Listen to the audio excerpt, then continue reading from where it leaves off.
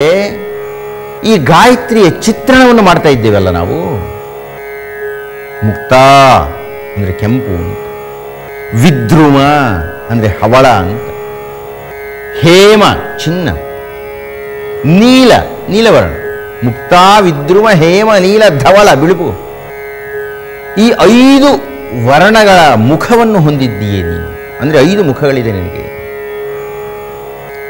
ಒಂದೊಂದು ಮುಖದಲ್ಲಿಯೂ ತ್ರಕ್ಷಣೈ ಅಂದರೆ 3 ಕಣ್ಣುಗಳನ್ನು ಹೊಂದಿದ್ದೀಯೇ ನೀನು ಅಂತ ವರ್ಣನೆ ಆರಂಭ ಆಗುತ್ತಲ್ಲ. ಯುಕ್ತಾಂ ಇಂದು ನಿಬದ್ಧ ರತ್ನ ಮುಕುಟಾಂ, ರತ್ನ ಮುಕುಟ, ನಿನ್ನ ಒಂದೊಂದು ತಲೆಯ ಮೇಲೆಯೂ ಒಂದೊಂದು ಕಿರೀಟ ಉಂಟು. ಆ ಒಂದೊಂದು ಕಿರೀಟದ ಮೇಲೆಯೂ ಯುಕ್ತಾಂ ಇಂದು ಅಂದರೆ ಚಂದ್ರನ ರೇಖೆಯನ್ನು ಹೊಂದಿದ್ದೀಯೇ ನೀನು. ತತ್ವಾರ್ಥ ವರ್ಣಾತ್ಮಿಕಾಂ, ಪಂಚತತ್ವಗಳು, ಪಂಚತತ್ವಗಳು ನಿನ್ನಲ್ಲಿ ಉಂಟು. 5 ಜ್ಞಾನೇಂದ್ರಿಯಗಳು, 5 ಕರ್ಮೇಂದ್ರಿಯಗಳು, 5 ಪ್ರಾಣಗಳು, ವರ್ಣಗಳು, ಅಕಾರದಿಂದ ಹಕಾರದವರೆಗೆ ಎಲ್ಲ ವರ್ಣಗಳಿಗೂ ನೀನು ಅಧಿಧಾತ್ರಿಯಾಗಿ ಬಿಟ್ಟಿದ್ದೀಯೆ. ಮತ್ತು ಗಾಯತ್ರಿ ವರದ, ಅಭಯ, ಅಂಕುಶ, ಕಶ, ಅಭ್ರಂ ಕಪಾಲ, ಗದ, ಶಂಖ, ಚಕ್ರ, 2 ಹಸ್ತಗಳಲ್ಲಿ ವರದ ಹಾಗೂ ಅಭಯಗಳಲ್ಲಿ 2 ಕಮಲಗಳು, ಹೀಗೆ 10 ಕೈಗಳಲ್ಲಿ ನೀನು 10 ಆಯುಧಗಳನ್ನು ಧರಿಸಿದ್ದೀಯಲ್ಲ, ನಿನಗೆ ನಮಸ್ಕಾರ. ವಹಂತೀಂ ಭಜೆ, ಹಸ್ತೈರ್ವಹಂತೀಂ ಭಜೆ, ಹಸ್ತದಲ್ಲಿ 10 ಕೈಗಳಲ್ಲಿ ಇದನ್ನು ಧರಿಸಿದ್ದೀಯಲ್ಲ, ನಿನಗೆ ನಮಸ್ಕಾರ ಅನ್ನುವ ಪ್ರಾರ್ಥನಾ ಶ್ಲೋಕ ಉಂಟಲ್ಲ ಸ್ವಾಮಿ. ಆ ಪ್ರಾರ್ಥನಾ ಶ್ಲೋಕವೇ ಒಂದು ಹೆಣ್ಣಿನ ಆಕಾರವನ್ನು ಹೇಳ್ತಾ ಇದೆ. ನಾವು ನಮ್ಮ ಕಣ್ಣು ಮುಂದೆ ಚಿತ್ರಣ ಮಾಡಿಕೊಳ್ಳತಕ್ಕಂತಹ ಗಾಯತ್ರಿಯ ಭಾವಚಿತ್ರ ಹೆಣ್ಣಿನದಾಗಿ ಬಿಟ್ಟಿದೆ. ಗಾಯತ್ರಿಯೇ ಹೆಣ್ಣು ಅಂತಂದ ಮೇಲೆ ಇನ್ನು ಹೆಂಗಸರು ಗಾಯತ್ರಿಯನ್ನು ಜಪ ಮಾಡಬಾರದು ಅನ್ನೋದ್ರೊಳಗೆ ಅರ್ಥವೇನುಂಟು? ಹೇಗೂ ಇರಲಿ, ಈ ಗಾಯತ್ರಿ ಎನ್ನತಕ್ಕಂಥದ್ದು ಅದು ಹೆಣ್ಣೆ, ಅದು ಗಂಡೆ, ಅದು ಏನು ಅನ್ನತಕ್ಕಂಥದ್ದನ್ನು ನಾನು ನನ್ನ ಉಪನ್ಯಾಸ ಬೆಳೆಯುವ ಹಿನ್ನೆಲೆಯಲ್ಲಿ ಮಾತನಾಡಲಿಕ್ಕೆ ಹೋಗ್ತಾ ಇದ್ದೇನೆ. ಆದರೆ ಸದ್ಯಕ್ಕೆ ಗಾಯತ್ರಿ ಅಂದರೆ ಅದೊಂದು ಮಂತ್ರ, ಅದೊಂದು ಸ್ತ್ರೀ ದೇವತೆ, ಸವಿತೃವಿನ ಪರವಾಗಿ ಇರತಕ್ಕಂಥ ದೇವತೆ ಅನ್ನತಕ್ಕಂಥ ಅಷ್ಟು ಅಂಶಗಳನ್ನು ನಾವು ಗಮನಿಸಿ ಗಾಯತ್ರಿ ಅನ್ನತಕ್ಕಂಥ 3ನೇ ಭಾಗದಿಂದ 4ನೇ ಭಾಗಕ್ಕೆ ಹೋಗೋಣ. ಅದನ್ನೇ ಗಾಯತ್ರಿ ಶಿರಸ್ಸು ಅಂತ ಕರೀತಾರೆ. ಗಾಯತ್ರಿ ಶಿರಸ್ಸು ಅಂದರೆ ಓಮಾಪೋ ಜ್ಯೋತಿರಸೋ ಅಮೃತಂ ಬ್ರಹ್ಮ ಅನ್ನತಕ್ಕಂಥ ಭೂರ್ಭುವ ಸ್ವಹ ಅನ್ನತಕ್ಕಂಥ ಮಹಾವ್ಯಾಹೃತಿಯನ್ನು ಮತ್ತೊಮ್ಮೆ ಹೇಳ್ತಾರೆ. ಆಪಹ ಅಂದರೆ ನೀರು, ಜ್ಯೋತಿ ಅಂದರೆ ಪ್ರಕಾಶ, ರಸ ಅಂದರೆ ಪ್ರಕೃತಿಯಲ್ಲಿರತಕ್ಕಂತಹ ಸಸ್ಯ ಸಂಪತ್ತು. ಓಂ ಆಪೋ ಜ್ಯೋತಿರಸೋ ಅಮೃತಂ ಬ್ರಹ್ಮ, ಅದು ಅಮೃತ, ಅಮೃತವಲ್ಲದ್ದು ಅದು ಬ್ರಹ್ಮನ್. ಹೀಗಾಗಿ ಗಾಯತ್ರಿ ಅನ್ನತಾ ಇದ್ದ ಹಾಗೆ ನಮ್ಮ ಅನುಷ್ಠಾನಕ್ಕೆ ನಾವು ಮೊದಲು ಪ್ರಣವವನ್ನು ಹೇಳ್ತೀವಿ, 2ನೇದಾಗಿ ವ್ಯಾಹೃತಿಗಳನ್ನು ನೋಡ್ತೀವಿ, 3ನೇದಾಗಿ ಗಾಯತ್ರಿಯನ್ನು ಹೇಳ್ತೀವಿ, ಹಾಗೂ 4ನೇದಾಗಿ ಗಾಯತ್ರಿ ಶಿರಸ್ಸನ್ನು ಹೇಳ್ತೀವಿ. ಹೀಗಾಗಿ 4 ಅಂಗಗಳಿಂದ ಕೂಡಿರತಕ್ಕಂಥದ್ದನ್ನು ನಾವು ಪ್ರಾಣಾಯಾಮದಲ್ಲಿ ಬಳಸ್ತೀವಿ. ಆತ್ಮೀಯರೇ ಗಮನಿಸಿ, ಮತ್ತೊಮ್ಮೆ ಗಮನಿಸಿ, ಈ ಪ್ರಾಣಾಯಾಮ ಕ್ರಿಯೆ ಅನ್ನತಕ್ಕಂಥದ್ದೇ ಪ್ರಾಣ ಅನ್ನತಕ್ಕಂಥದ್ರಿಂದ ಆರಂಭ ಆಗತಕ್ಕಂಥ. ಪ್ರಾಣದ ಆಯಾಮ ಅಂದರೆ ಈ ಪ್ರಾಣವನ್ನು ನಾವು ನಿಯಂತ್ರಣ ಮಾಡತಕ್ಕದ್ದು, ಆ ಪ್ರಾಣವನ್ನು ಸ್ವೀಕಾರ ಮಾಡತಕ್ಕದ್ದು. ಹೀಗಾಗಿ ಗಾಯತ್ರಿಯ ಅನುಷ್ಠಾನದಲ್ಲಿ ಈ ಪ್ರಾಣಾಯಾಮ ಅನ್ನತಕ್ಕಂಥ ಒಂದು ಕ್ರಿಯೆ ಅತ್ಯಂತ ವೈಜ್ಞಾನಿಕವಾಗಿ ಬಂದು ಸೇರಿಕೊಂಡು ಬಿಟ್ಟಿರತಕ್ಕದ್ದು. ದಯಮಾಡಿ ಗಮನಿಸಿ, ಗಾಯತ್ರಿಯ ಅನುಷ್ಠಾನದಲ್ಲಿ ಅತ್ಯಂತ ಪ್ರಧಾನವಾಗಿರತಕ್ಕಂತಹ ಅಂಗಗಳಲ್ಲಿ ಅರ್ಘ್ಯಪ್ರದಾನ, ಪ್ರಾಣಾಯಾಮ, ಜಪ ಹಾಗೂ ಸೂರ್ಯೋಪಸ್ಥಾನ.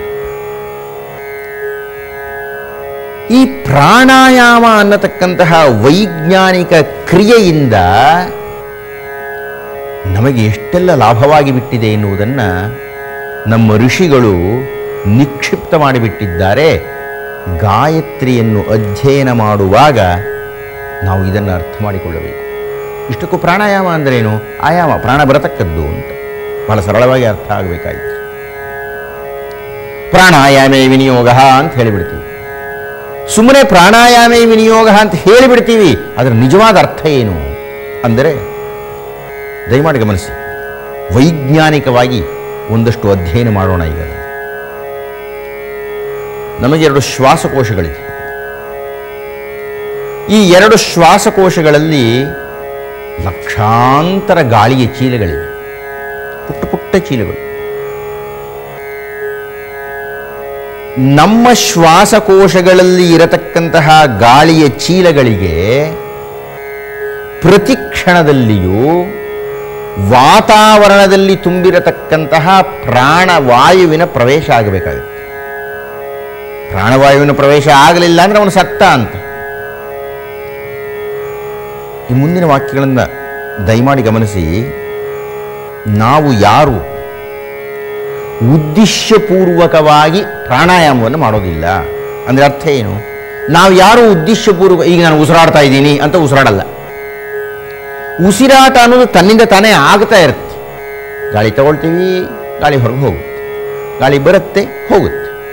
ಇದು ಸಹಜವಾಗಿ ಆಗತಕ್ಕಂಥ ಕ್ರಿಯೆ. ಅಂದರೆ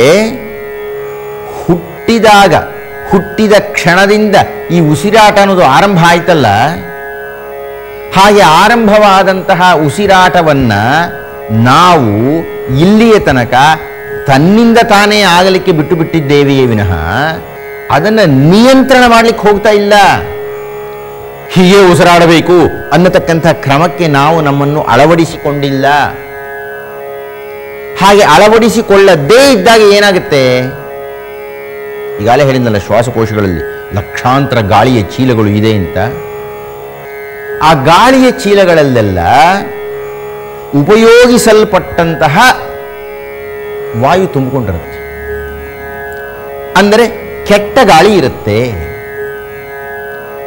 ನಾವು ತನ್ನಿಂದ ತಾನೇ ಉಸಿರಾಡಿಕೊಳ್ಳಲಿ ಅಂತ ಬಿಟ್ಟು ಬಿಟ್ಟಾಗ ಉಸಿರು ಸ್ವಲ್ಪ ಬರುತ್ತೆ, ಶ್ವಾಸಕೋಶಗಳಿಗೆ ಹೋಗುತ್ತೆ, ಹೊರಗೆ ಬರುತ್ತೆ, ಬರುತ್ತೆ ಹೋಗುತ್ತೆ, ಬರುತ್ತೆ ಹೋಗುತ್ತೆ.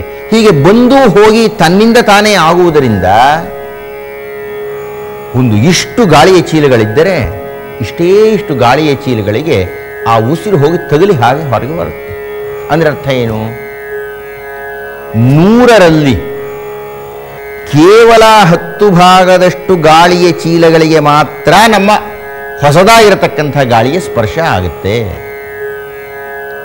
ತನ್ಮೂಲಕ ಶ್ವಾಸಕೋಶದ ಒಳಗೆ ಇರತಕ್ಕಂತಹ 100ರಲ್ಲಿ 90 ಭಾಗದ ಗಾಳಿಯ ಚೀಲಗಳಿಗೆ ವಿನೂತನವಾಗಿರತಕ್ಕಂತಹ, ಪೂರ್ಣವಾಗಿರತಕ್ಕಂತಹ, ಶುಭ್ರವಾಗಿರತಕ್ಕಂತಹ ಈ ಗಾಳಿಯ ಸ್ಪರ್ಶ ಆಗೋದಿಲ್ಲ.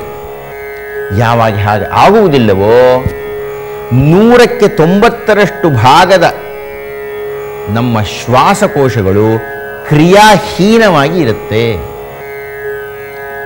ಆ ಕ್ರಿಯಾಹೀನವಾಗಿ ಇರತಕ್ಕಂತಹ ಶ್ವಾಸಕೋಶಗಳನ್ನು ಸಂಪೂರ್ಣ ಕ್ರಿಯಾಶಾಲಿಯಾಗಿ ಮಾಡತಕ್ಕಂತಹ ವೈಜ್ಞಾನಿಕ ತಂತ್ರವೇ ಗಾಯತ್ರಿಯ ಒಳಗೆ ಇರತಕ್ಕಂತಹ ಪ್ರಾಣಾಯಾಮ ಅನ್ನತಕ್ಕಂಥ ಒಂದು ವ್ಯವಸ್ಥೆ.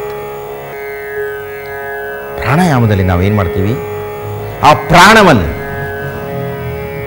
ಅಂದರೆ ನಮ್ಮ ಸುತ್ತಲೂ ತುಂಬಿ ದೈವ ನಿಕ್ಷಿಪ್ತ ಮಾಡಿರತಕ್ಕಂತಹ ಪ್ರಾಣಶಕ್ತಿಯನ್ನು ಸ್ವೀಕಾರ ಮಾಡ್ತೀವಿ. ಬರೀ ಸ್ವೀಕಾರ ಮಾಡುವುದಷ್ಟೇ ಅಲ್ಲ, ಎಳ್ಕೊಳ್ತೀವಿ ಅಂದರೆ ಅರ್ಥ ಏನು? ನಾವು ಉದ್ದೇಶಪೂರ್ವಕವಾಗಿ ಪ್ರಾಣವನ್ನು ಹೆಚ್ಚು ಹೆಚ್ಚು ಸ್ವೀಕಾರ ಮಾಡ್ತೀವಿ.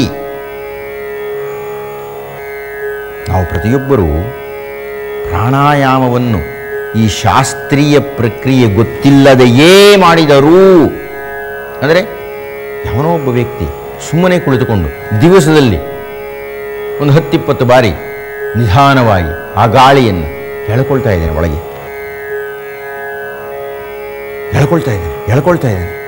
ಎಳೆದುಕೊಳ್ಳುತ್ತಿದ್ದಂತೆಯೇ ಅವನಿಗೆ ಅನುಭವ ಬಂದ್ಬಿಡುತ್ತೆ. ಅರೆ ಏನೇ ಇದು, ಎದೆ ಹಿಗ್ಗುತ್ತಾ ಇದೆ, ಎದೆ ಹಿಗ್ಗತ್ತೆ. ಯಾಕೆ ಅಂದರೆ ನಾವು ಇಲ್ಲಿಯ ತನಕ ಶ್ವಾಸಕೋಶಗಳಿಗೆ ಹೊಸದಾಗಿರತಕ್ಕಂತಹ ಸಂಪೂರ್ಣವಾದ ವಾಯುವನ್ನು ಪ್ರವೇಶ ಮಾಡಿಸಿಯೇ ಇರಲಿಲ್ಲ. ನಾವು ಎಷ್ಟೆಷ್ಟು ಗಾಳಿಯನ್ನು ಒಳಗೆ ಸ್ವೀಕಾರ ಮಾಡ್ತೀವಿಯೋ ಅಷ್ಟಷ್ಟು ಪ್ರಾಣಶಕ್ತಿ ನಮ್ಮಲ್ಲಿ ನಿಕ್ಷಿಪ್ತವಾಗ್ತಾ ಹೋಗುತ್ತೆ. ಅದು ಹೋಗಿ ಆ ಕೆಟ್ಟ ಗಾಳಿಯನ್ನು ಸ್ಪರ್ಶಿಸಿ ಅದನ್ನು ಪರಿಶುದ್ಧವನ್ನಕ್ಕೆ ಮಾಡಿ ಶುದ್ಧ ವಾಯುವನ್ನು, ಶುದ್ಧ ಪ್ರಾಣವನ್ನು ನಮ್ಮಲ್ಲಿ ತುಂಬುತ್ತೆ. ಆತ್ಮೀಯರೇ, ಇದು ಏನೂ ಮಾಡದೆ ಕೇವಲ 100ರಲ್ಲಿ 10 ಭಾಗದಷ್ಟು ಮಾತ್ರ ಪ್ರಾಣವನ್ನು ಶುದ್ಧೀಕರಿಸಿಕೊಳ್ಳುವ ನಾವು ಏನೇನೋ ಸಾಧಿಸಿಬಿಡ್ತೀವಿ. ಇನ್ನು ಏನಾದರೂ 100ಕ್ಕೆ 20ರಷ್ಟು, 30ರಷ್ಟು, 40ರಷ್ಟು, 50ರಷ್ಟು ಏನಾದರೂ ಆ ಪ್ರಾಣಶಕ್ತಿಯನ್ನು ನಾವು ಧಾರಣ ಮಾಡಿದರೆ ಆ ಪ್ರಾಣಶಕ್ತಿಯ ಪ್ರಭಾವದಿಂದ ಏನೆಲ್ಲ ಸಾಧಿಸಲಿಕ್ಕೆ ಸಾಧ್ಯ ಆಗುತ್ತೆ. ಅದಕ್ಕೆ ನಾನು ಉಪನ್ಯಾಸದ ಪ್ರಾರಂಭದ ಭಾಗದಲ್ಲಿ ಹೇಳ್ತಾ ಇದ್ದೆ, ಈ ಗಾಯತ್ರಿಯ ಪ್ರಾಣಾಯಾಮ ಮಾಡತಕ್ಕದ್ದು ಮಾಡುವುದರಿಂದ ಅವನು ವಿದ್ಯಾರ್ಥಿಯಾಗಿರಲಿ, ವೃತ್ತಿಪರನಾಗಿರಲಿ, ಸಮಾಜದ ಯಾವುದೇ ವರ್ಗದ, ಯಾವುದೇ ವರ್ಣದ, ಯಾವುದೇ ವೃತ್ತಿಯ ಯಾವುದೇ ವ್ಯಕ್ತಿಯಾಗಿರಲಿ, ಒಬ್ಬ ಬಾಲಕನಿಂದ ಹಿಡಿದು ಸನ್ಯಾಸಿಯ ತನಕ ಅವನು ಉತ್ತೇಜಿತನಾಗ್ತಾನೆ, ಪ್ರಚೋದಿತನಾಗ್ತಾನೆ. ಈ ಮಂತ್ರ ಅನ್ನತಕ್ಕಂಥದ್ದನ್ನು ಹೇಳುವುದರ ಮೂಲಕ, ಆ ಮಂತ್ರದಲ್ಲಿ ಒಂದು ವಿಭಾಗವಾಗಿರತಕ್ಕಂಥ ಪ್ರಾಣಾಯಾಮವನ್ನು ಮಾಡುವುದರ ಮೂಲಕ ಆ ವ್ಯಕ್ತಿ ಉತ್ಸಾಹಿತನಾಗಿಬಿಡ್ತಾನೆ, ಉದ್ರಿಕ್ತನಾಗಿಬಿಡ್ತಾನೆ, ವಿಸ್ತಾರವಾಗಿ ಬಿಡ್ತಾನೆ, ವಿಕಾಸವಾಗಿ ಬಿಡುತ್ತೆ ಆತನ ಮನೋಬುದ್ಧಿ ಎನ್ನತಕ್ಕಂಥದ್ದು. ಯಾರ ಮನಸ್ಸಿನ ಬುದ್ಧಿ ಶಕ್ತಿ ವಿಕಾಸವಾಗುತ್ತೋ ಅವನು ಮಹಾಪ್ರಾಜ್ಞನಾಗಿ ಬಿಡ್ತಾನೆ, ಮಹಾವಿವೇಕಿಯಾಗಿ ಬಿಡ್ತಾನೆ, ಅವನು ಮಹಾಬುದ್ಧಿವಂತನಾಗಿ ಬಿಡ್ತಾನೆ, ವಿದ್ಯಾವಂತನಾಗಿ ಬಿಡ್ತಾನೆ. ಲೋಕದಲ್ಲಿ ಅವನು ಸಾಧಿಸಲಿಕ್ಕೆ ಸಾಧ್ಯ ಇಲ್ಲ ಅನ್ನತಕ್ಕದ್ದೇ ಇರೋದಿಲ್ಲ.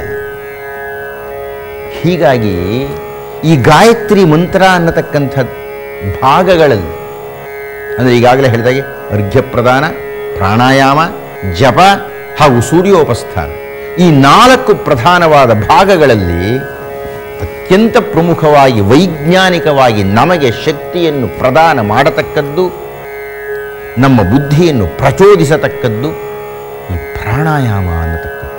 ಹೀಗಾಗಿ ಗಾಯತ್ರಿಯನ್ನು ಅಧ್ಯಯನ ಮಾಡ್ತಾ ಇದ್ದಾನೆ ಒಬ್ಬ ವ್ಯಕ್ತಿ ಅಂದರೆ, ಗಾಯತ್ರಿಯನ್ನು ಅನುಷ್ಠಾನ ಮಾಡ್ತಾ ಇದ್ದಾನೆ ಒಬ್ಬ ವ್ಯಕ್ತಿ ಅಂದರೆ, ಆತ ತನ್ನ ಬುದ್ಧಿ ಶಕ್ತಿಯ ಬೆಳವಣಿಗೆಗೆ ಸಹಾಯ ಮಾಡ್ತಾ ಇದ್ದಾನೆ.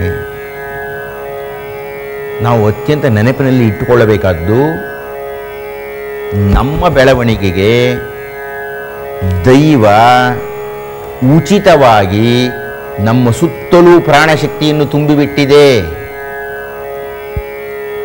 ನಮ್ಮ ಸುತ್ತಲೂ ಇರತಕ್ಕಂತಹ ಪ್ರಾಣಶಕ್ತಿಯನ್ನು ತೆಗೆದುಕೊಳ್ಳಬೇಕಾದ್ರೆ ನಾವು ಏನೂ ಖರ್ಚು ಮಾಡಬೇಕಾಗಿಲ್ಲ, ಕೇವಲ ನಮ್ಮ ಮನಸ್ಸನ್ನು ಸಿದ್ಧಪಡಿಸಿಕೊಳ್ಳಬೇಕಷ್ಟೇ. ಒಬ್ಬ ವಿದ್ಯಾರ್ಥಿ ಚೆನ್ನಾಗಿ ಉತ್ತೀರ್ಣನಾಗ್ತಾ ಇಲ್ಲ, ಅವನಿಗೆ ಬುದ್ಧಿ ಇಲ್ಲ, ಅವನಿಗೆ ಅನುತ್ತೀರ್ಣನಾಗ್ತಾ ಇದ್ದಾನೆ ಅಂದರೆ ಈ ಗಾಯತ್ರಿಯನ್ನು ಅನುಷ್ಠಾನ ಮಾಡಲಿ, ಅವನು ಗೆದ್ದು ಬಿಡ್ತಾನೆ. ಯಾವನೋ ಒಬ್ಬ ವ್ಯಾಪಾರಸ್ಥನಿಗೆ ವ್ಯಾಪಾರದಲ್ಲಿ ಹಣ ಸಿಗ್ತಾ ಇಲ್ಲ ಅಂದರೆ ಅವನಿಗೆ ಗಾಯತ್ರಿಯನ್ನು ಅನುಷ್ಠಾನ ಮಾಡಲಿ, ಬುದ್ಧಿ ಪ್ರಚೋದನೆ ಆಗಿಬಿಡುತ್ತೆ, ಯಾವ ರೀತಿಯಲ್ಲಿ ಲಾಭ ತಗೊಳ್ಬೇಕು ಅಂತ ಗೊತ್ತಾಗ್ಬಿಡುತ್ತೆ ಅವನಿಗೆ. ಯಾವನಾದರೂ ಒಬ್ಬ ವೈದಿಕನಿಗೆ ಮಂತ್ರಶಕ್ತಿ ಎನ್ನತಕ್ಕಂಥದ್ದು ಬರ್ತಾ ಇಲ್ಲ ಅಂತಂತಂದರೆ, ಅವನಿಗೆ ಸಿದ್ಧಿ ಆಗ್ತಾ ಇಲ್ಲ ಅಂದರೆ ಈ ಗಾಯತ್ರಿಯನ್ನು ಅನುಷ್ಠಾನ ಮಾಡಲಿ, ತಕ್ಷಣ ಅವನಿಗೆ ಪ್ರಚೋದನೆ ಆಗಿಬಿಡುತ್ತೆ. ಯಾವನಾದರೂ ಒಬ್ಬ ಸನ್ಯಾಸಿಗೆ ತಾನು ಕಾಣಬೇಕಾಗಿರತಕ್ಕಂಥ ದೈವದ ದರ್ಶನ ಆಗ್ತಾ ಇಲ್ಲ ಅಂದರೆ ಈ ಗಾಯತ್ರಿಯನ್ನು ಅನುಷ್ಠಾನ ಮಾಡಲಿ. ಅಂದರೆ